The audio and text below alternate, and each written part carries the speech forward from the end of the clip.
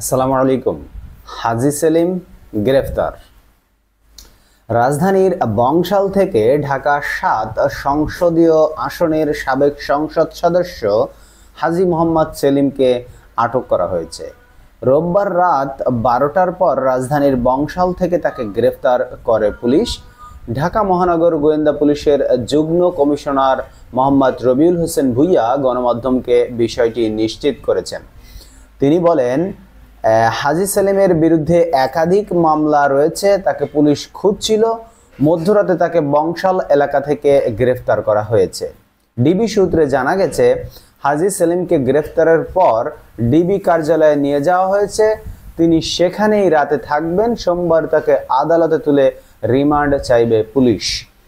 ১৯৯৬ সালে আওয়ামী লীগের মনোনয়নে এমপি নির্বাচিত হওয়ার পর থেকে হাজী সেলিমের প্রভাব কেবল বেড়েছেই। রাজনীতির পাশাপাশি তিনি বেশ কয়েকটি শিল্প প্রতিষ্ঠানেরও মালিক বনেছেন। ২০০৭ সালের ২৪শে অক্টোবর হাজী সেলিমের বিরুদ্ধে লালবাগ থানায় অবৈধভাবে সম্পদ অর্জনের অভিযোগে মামলা করে দুদক। এ মামলায় ২০০৮ সালের ২৭শে এপ্রিল তাকে ১৩ বছরের কারাদণ্ড দেন বিচারিক আদালত। এরপর ২০০৯ সালের ২৫শে অক্টোবর এ রায়ের বিরুদ্ধে হাইকোর্টে আপিল করেন হাজী সেলিম। ২০১১ সালের ২রা জানুয়ারি হাইকোর্টের এক রায়ে তার সাজা বাতিল করা হয়। ওই মামলা ২০২২ সালের ২৫ এপ্রিল অবৈধ সম্পদ অর্জনের মামলায় হাজী সেলিমের ১০ বছরের সাজা বহাল রাখেন হাইকোর্ট। এরপর তাকে ৩০ দিনের মধ্যে আত্মসমর্পণ করার নির্দেশ দেওয়া হয়।